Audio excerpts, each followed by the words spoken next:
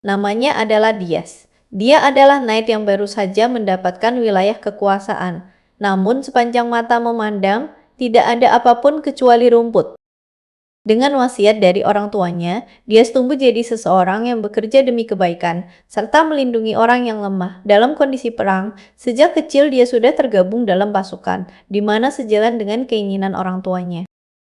Setelah 20 tahun perang bergejolak, akhirnya situasi damai tercipta dengan negeri tetangga. Dan disitulah akhirnya Dias mendapatkan gelar sebagai pahlawan. Atas jasanya itulah, sang raja memberikannya sebuah wilayah untuk dikelola. Dengan begitu, Dias pergi ke wilayahnya dengan membawa barang seadanya. Namun sesampainya di lokasi, pejabat itu hanya memberitahukan batas-batas wilayah kekuasaannya. Namun sejauh mata memandang, hanya padang rumput yang terlihat. Bahkan satu pohon pun tidak terlihat di padang rumput ini. Setidaknya, Dias bisa menemukan sumber air yang bersih. Satu-satunya yang bisa dimakan hanyalah rumput, itu pun rasanya tidak enak. Hingga akhirnya malam tiba, dan Dias memutuskan untuk istirahat untuk memikirkan kembali apa yang akan dia lakukan esok. Keesokannya, ada seseorang yang mencoba untuk membangunkan Dias. Ternyata orang itu adalah seorang gadis muda dengan tanduk di kepalanya. Gadis itu menanyakan siapa Dias dan apa yang Dias lakukan di sini. Dias hanya bisa menjawab kalau ia tengah tidur dan berniat untuk tinggal di dataran ini. Dengan banyaknya pertanyaan yang diberikan oleh gadis itu, Dias bingung harus menjawab seperti apa. Yang membuat gadis itu menjadi marah karena Dias yang seperti menjawab asal-asalan. Namun Dias dengan sungguh-sungguh mengatakan kalau tujuannya hidup karena permintaan orang tuanya, yaitu untuk menolong orang di sekitarnya dan melindungi orang yang lebih lemah darinya. Tanduk gadis itu menyala berwarna biru, pertanda apa yang dikatakan oleh Dias bukanlah kebohongan. Namun hal itu masih belum menjelaskan apakah Dias merupakan teman atau musuh bagi gadis itu. Dias bingung bagaimana menjawab pertanyaan gadis itu, namun gadis bertanduk memaksa untuk Dias memberikan jawaban. Setelah memikirkannya, Dias menyatakan jika dirinya merupakan teman dan pelindung bagi gadis tersebut. Dia berjanji akan memastikannya aman dari musuh-musuhnya. Mendengar itu, seketika cahaya biru yang sangat terang muncul dari tanduknya yang membuat gadis itu heran apa yang sebenarnya terjadi. Dengan semua yang terjadi, gadis bertanduk memutuskan untuk membawa Dias pergi. Ternyata di sana terdapat sebuah perkampungan masyarakat bertanduk. Dia heran kenapa ada perkampungan di sana karena selama ini dia tidak menemukan tanda kehidupan apapun. Dias dibawa untuk menemui tetua desa. Gadis tersebut menceritakan bagaimana dia menginterogasinya. Cahaya yang muncul hanyalah warna biru. Hal itu merupakan hal yang menarik untuk seseorang tidak memancarkan warna merah. Tetua desa menanyakan mengenai pernyataan Dias yang akan menjadi teman bagi Aruna. Apakah Dias juga akan memperlakukan hal yang sama kepadanya? Dengan yakin, Dias menegaskan jika semua yang ada di wilayahnya merupakan warganya. Dias memberitahukan kalau dataran ini merupakan wilayahnya yang diberikan oleh sang raja. Mendengar itu, Aruna malah mengancungkan panah kepada Dias. Untungnya tetua desa menghentikannya dan menanyakan bagaimana Dias bisa mendapatkan wilayah ini. Setelah mendengar kisah hidup Dias, tetua desa akhirnya tahu kenapa bisa muncul cahaya biru itu. Tetua menanyakan bagaimana jika sukunya bukanlah warganya. Namun bagi Dias, meskipun mereka bukan warganya karena mereka berbagi dataran dengannya, maka dia akan menganggapnya sebagai tetangga yang akan saling membantu. Setelah memikirkan ulang, Dias akhirnya menyadari sesuatu, bahwa mereka adalah musuh dari rajanya yang selama ini berperang melawan negerinya. Namun meski begitu, tetua desa merasa kalau sukunya belum tentu musuh dari Dias. Karena Dias merupakan si biru yang langka, tetua desa berharap mereka bisa hidup dengan damai. Tetua desa lalu menceritakan bahwa mereka dari bangsa Oni yang selama ini berjuang melawan negerinya. Akibat dari pertempuran kecil selama 50 tahun, bangsa Oni mengalami penderitaan dan diusir dari tanahnya sendiri. Berkat kemampuan yang dimiliki oleh bangsa Oni, mereka mampu untuk melakukan sihir yang unik. Salah satunya adalah menyembunyikan diri dari orang lain. Tetua desa mau menceritakan semua ini karena dia merupakan orang yang bisa dipercaya.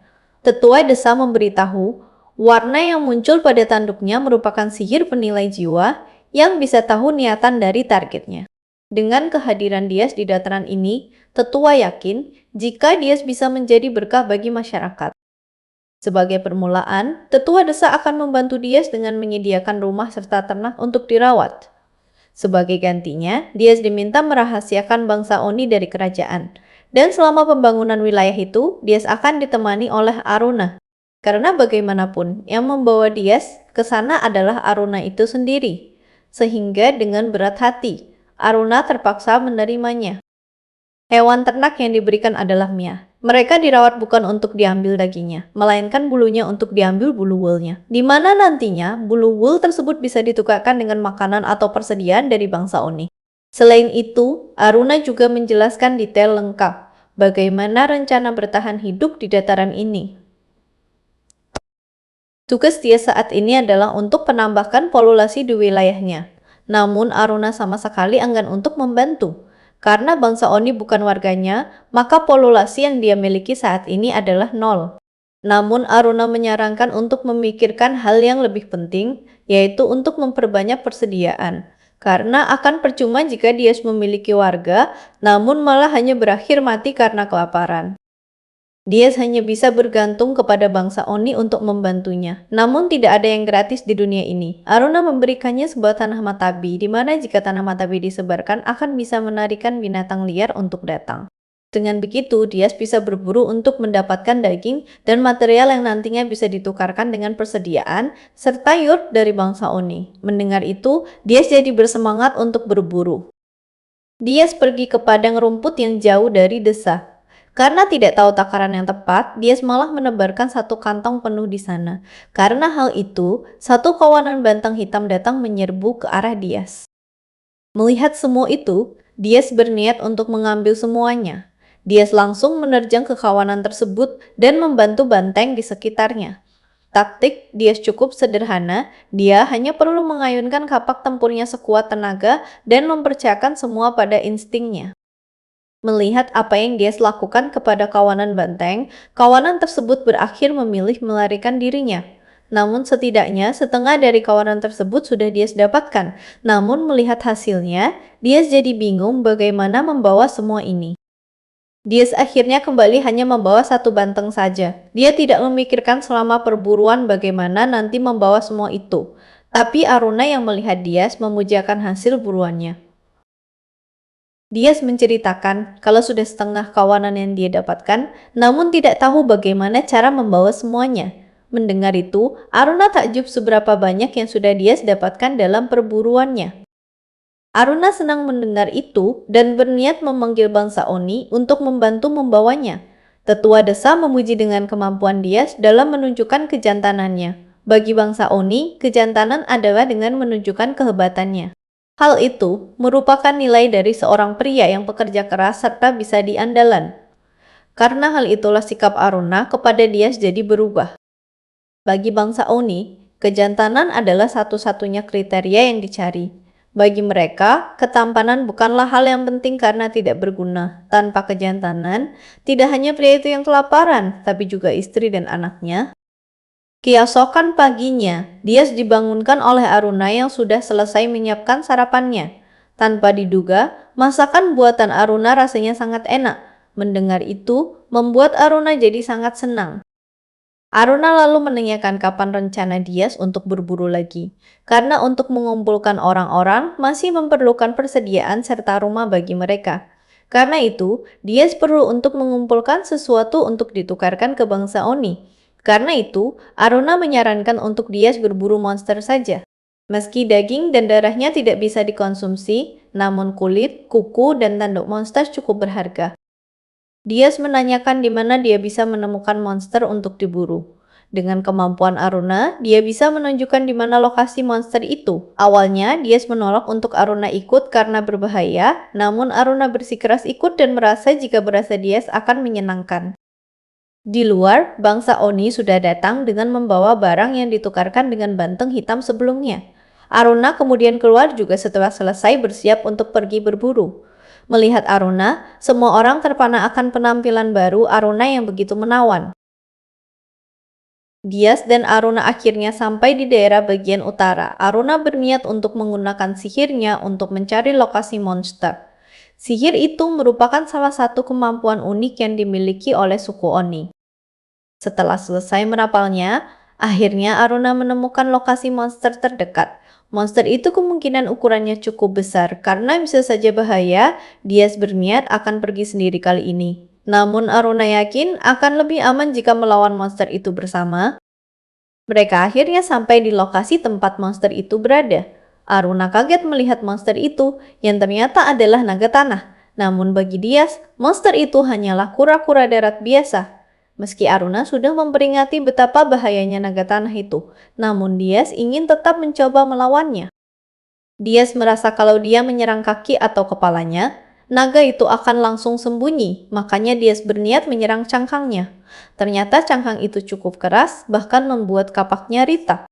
Dan benar saja, ketika Dias mencoba menyerang kepalanya, naga itu langsung sembunyi di dalam cangkangnya. Kini tak ada celah yang bisa dia serang. Aruna meminta agar Dias lari saja karena mustahil mengalahkannya.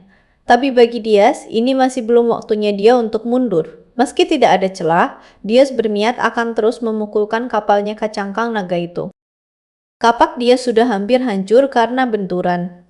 Namun dengan Dias memfokuskan pada kapak dan mengucapkan perbaruan, maka kapak itu akan otomatis kembali pulih. Dias mendapatkan kapak ini ketika dirinya masih di pasukan relawan.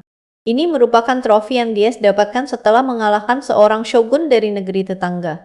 Dan salah satu kemampuan unik dari kapak ini adalah mampu memperbaiki dirinya sendiri. Namun dengan Dias memfokuskan pada pembaruan, proses perbaikannya bisa terjadi lebih cepat. Dengan begitu, dia sekali lagi menghantamkan kapaknya. Waktu sudah berlalu banyak, tapi masih belum ada kemajuan dalam menghancurkan cangkangnya. Dias masih yakin bisa mengatasi kura-kura naga ini, namun melihat keadaan Aruna, Dias harus segera bergegas. Karena itu Dias menggunakan serangan pamungkasnya yang berakhir bisa memecahkan cangkang naga tanah. Naga tanah akhirnya tidak bisa lagi terus bertahan dan berubah untuk menyerang Dias. Namun dengan begitu pula, Dias bisa menyerang naga tanah pada titik lemahnya. Naga tanah terus mengeluarkan sihir racunnya. Aruna merasa kesakitan dari tadi, tapi anehnya Dias tidak terpengaruh sama sekali. Naga tanah jadi menyerang secara membabi buta. Dias yakin kalau terus seperti ini dia akan bisa mengalahkannya. Namun salah satu serangannya mengenai Aruna yang membuat Dias panik. Melihat itu, naga tanah berubah jadi mengincar Aruna yang lebih lemah. Mengetahui itu, Dias tidak bisa membiarkan Aruna terluka. Ketika naga tanah hendak menyerang Aruna, Dias bertekad akan menepati janji untuk melindungi Aruna. Dengan sekali ayunan kapak yang kuat, naga tanah itu akhirnya mati. Dias langsung bergegas melihat keadaan Aruna. Aruna langsung melompat memeluk Dias dan menangis sejadi-jadinya, sambil terus mengatakan kalau Aruna ingin menikah dengan Dias. Di saat yang sama, suku Oni yang khawatir datang mencari keberadaan Dias dan Aruna. Di sana mereka tidak percaya, Dias mampu mengalahkan naga tanah seorang diri. Ketika naga tanah dibawa ke kampung, semua masyarakat langsung kagum kepada Dias. Untuk membawa naga tanah ini memerlukan hampir semua warga untuk membawanya. Tetua desa tak menyangka Dias mampu mengalahkan naga tanah sendirian. Bahkan dia heran, bagaimana bisa racun naga tanah tidak mempengaruhi Dias. Dengan naga tanah ini, Dias bisa menukarkannya dengan berbagai hal untuk kebutuhan wilayahnya. Salah satu bagian kukunya bahkan sudah cukup digunakan untuk hadiah pernikahan dengan Aruna. Walaupun Dias menolaknya, pernikahan ini harus dilakukan. Karena jika tidak begitu, semua wanita yang ada di suku Oni akan resah melihat kejantanan Dias yang begitu luar biasa. Bahkan anak kecil maupun yang sudah menikah juga tertarik kepada Dias. Dias tidak punya pilihan lain selain menerimanya. Apalagi Aruna juga sudah pergi menemui orang tuanya untuk pernikahan ini. Sebenarnya tidak ada yang tidak disukai Dias dari Aruna. Aruna cantik bahkan hebat dalam mengurus pekerjaan rumah. Namun yang menjadi masalah adalah umur Aruna yang masih 15 tahun. Dias dilema karena perbedaan umur ini dan juga kebiasaan pernikahan kerajaan di mana minimal 18 tahun. Karena itu Dias akan menganggap pernikahan ini sebagai pertunangan hingga umur Aruna sudah cukup. 1 bulan sudah berlalu sejak pernikahan Dias dengan Aruna. Sumur dan gudang sudah dibangun.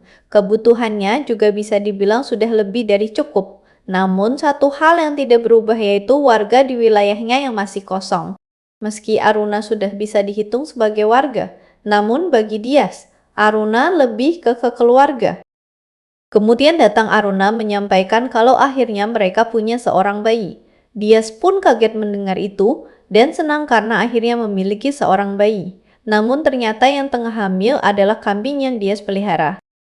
Kambing Mia ini cukup pintar dan dapat mengerti perkataan manusia.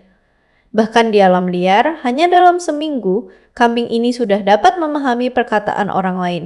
Karena itulah antara suku Oni dan juga kambing Mia ini bisa saling membantu dalam banyak hal.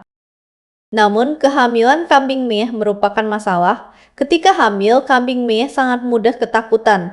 Bahkan sering terjadi kasus kematian karena ketakutan. Untuk itu, kambing Mia sering mencari kenyamanan dengan berada di dekat anggota keluarga terkuat. Aruna cemas kalau Dias tidak akan setuju dengan membawa kambing Mia ke dalam rumah karena banyak pria tidak menyukai hal itu. Namun bagi Dias itu semua tidak masalah sedikit pun. Mendengar itu, Aruna jadi lega dan bersyukur karena dia tak hanya jantan, namun juga baik hati.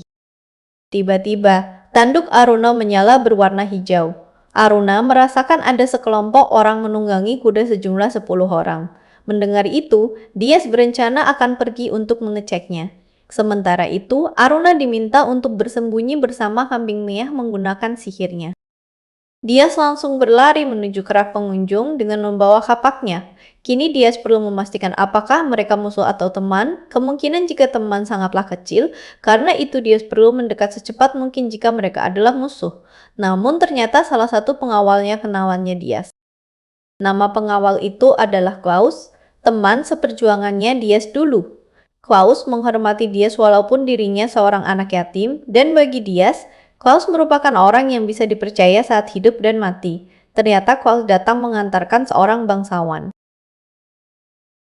Klaus meminta Dias agar mengajak ke rumahnya. Setelah menempuh perjalanan panjang, kelompok mereka tengah dalam kelelahan. Dias pun mengizinkannya. Mendengar itu, Klaus semangat karena penasaran dengan rumah Dias. Baik Klaus maupun bangsawan itu kaget melihat rumah Dias yang sederhana sekali di tengah dataran. Bangsawan itu lalu memperkenalkan diri jika dirinya bernama Diana, putri ketiga dari raja. Putri Diana menanyakan apakah rumahnya Dias sedang dibangun atau bagaimana. Dias menyangkalnya. Dia tidak memiliki tukang yang sedang membangun maupun rumah yang mewah. Rumah yang sedang ditempati ini dibangun sendiri oleh Dias. Dias menanyakan di mana pekerja dan uang yang diberikan oleh raja. Namun bagi Dias, ini pertama kalinya dia mendengar soal pendanaan itu. Dia bahkan tidak menerima uang sepersen pun. Diana tak menyangka semua itu. Bahkan Klaus yang mendengar itu sangat marah. Dia selalu menanyakan apa tujuan Diana datang. Diana menceritakan kalau perang sekali lagi terjadi dan membutuhkan Dias bersama pasukannya untuk membantu. Sebagai hadiahnya nanti, Dias bisa menikahi dirinya ataupun salah satu putri yang lainnya. Dias memikirkan dengan keadaannya saat ini dan memutuskan untuk menolak untuk ikut dalam peperangan. Soal pasukan juga Dias tidak bisa mengirimkannya karena dia tidak memiliki satu prajurit pun. Tidak peduli apapun bayarannya, Dias tidak akan ikut andil dalam perang. Mendengar itu, pengawal Diana marah karena merasa dia sudah merendahkan sang tuan putri. Klaus mencoba untuk menenangkan pengawal tersebut, namun tidak mau didengarkan. Sehingga dia turun tangan dengan mengayunkan kapaknya hingga membuat pegang milik pengawal tersebut hancur. Dias pun mengakhiri pembicaraan dan mengusir mereka semua. Klaus mencoba menenangkan semuanya dan memberitahukan kalau mereka semua bukan tandingan bagi Dias. Dan dengan begitu, rombongan Putri Diana akhirnya pergi. Putri Diana tak menyangka informasi yang diberikan kepadanya ternyata salah. Dia juga kesal karena diusir oleh dia seperti ini. Dia bertekad akan membalas perlakuan ini. Aruna tiba-tiba muncul dan memberitahukan kalau mereka semua memancarkan warna merah. Hanya satu prajurit saja yang memancarkan warna biru. Pancaran cahaya itu bukan menunjukkan bahaya kepada Aruna. Karena mereka sudah menikah, pancaran cahaya tersebut juga berlaku kepada Dias. Kini Dias akhirnya tahu jika ketiga putri itu memiliki niat yang buruk kepadanya. Dan Dias yakin prajurit yang memancarkan warna biru itu pastilah Klaus. Lalu di suatu pagi, Dias bangun ditemani oleh kedua kambingnya. Aruna sudah bangun lebih dahulu untuk membuatkan sarapan. Kemudian, tiba-tiba tanduk Aruna kembali bercahaya yang menandakan adanya penyusup. Yang datang hanya satu dan terlihat seperti sedang kebingungan. Dias pun langsung pergi untuk memeriksa siapa yang datang. Ternyata orang itu adalah Klaus. Klaus mencoba untuk mencari rumah milik Dias, namun malah berakhir tersesat. Klaus kini bukan lagi seorang prajurit. Dia dengan sengaja membuat masalah agar dipecat. Klaus melakukan semua karena sudah tidak mau ikut andil dalam perang, dan juga ada hal yang ingin dilakukannya. Klaus ingin bekerja di sisi Dias lagi. Dias dan Klaus sudah sering saling membantu ketika perang dulu. Bahkan Dias mempercayakan punggungnya kepada Klaus. Dias merasa senang kalau ada Klaus, tapi dia masih cemas. Tiba-tiba Aruna muncul dan meminta agar Dias tidak perlu khawatir karena Klaus adalah orang yang bisa dipercaya. Melihat Aruna, Klaus menanyakan siapa gadis itu. Dias pun menceritakan semuanya, mulai dari nama wilayah serta apa saja yang ada di wilayahnya. Dias kemudian membuatkan rumah baru untuk Klaus tinggali. Aruna kemudian mengajak mereka berdua untuk makan bersama. Merasakan masakan Aruna, Klaus memujinya dan merasa jika Aruna pasti akan menjadi istri yang hebat. Mendengar itu, Aruna pun merasa senang. Dia selalu menanyakan bahan yang didapatkan dari naga tanah sebelumnya. Dias berniat untuk menjadikan bahan itu sebagai perlengkapan dan zirah Klaus. Kebetulan juga, warga suku Oni sudah mulai menjadikan bahan-bahan tersebut sebagai senjata dan perlengkapan seperti tombak, busur, tameng, dan sejenisnya. Mendengar semua itu, Klaus kaget hingga tersengang. Dia tak menyangka jika dia sudah membunuh seekor naga. Bagi Dias itu hanyalah hal yang sepele, padahal untuk membunuh seekor naga diperlukan pasukan penuh dengan perlengkapan yang memadai. Klaus awalnya sangkan menerima barang berharga itu. Namun bagi Dias, itu tidak sia-sia karena Klaus kelak akan menjadi kapten pasukannya. Mendengar itu, Klaus pun senang dan sangat bersemangat. Klaus bertekad pasti akan melindungi wilayah serta warga Dias. Klaus rajin melakukan latihan dengan perlengkapan barunya. Sudah 10 hari berlalu sejak Klaus datang ke wilayah Dias. Perlengkapan yang digunakannya semuanya terbuat dari naga yang bahkan belum tentu seorang bangsawan memilikinya. Klaus bertekad takkan mengkhianati kepercayaan Dias.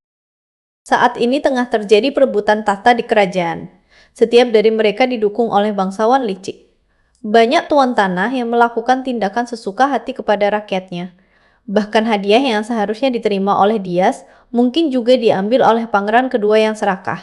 Putri Diana kemungkinan datang kepada Dias karena kurangnya kekuatan militer serta pengaruh politik. Dengan semua yang terjadi inilah yang membuat Klaus memutuskan mengikuti Dias.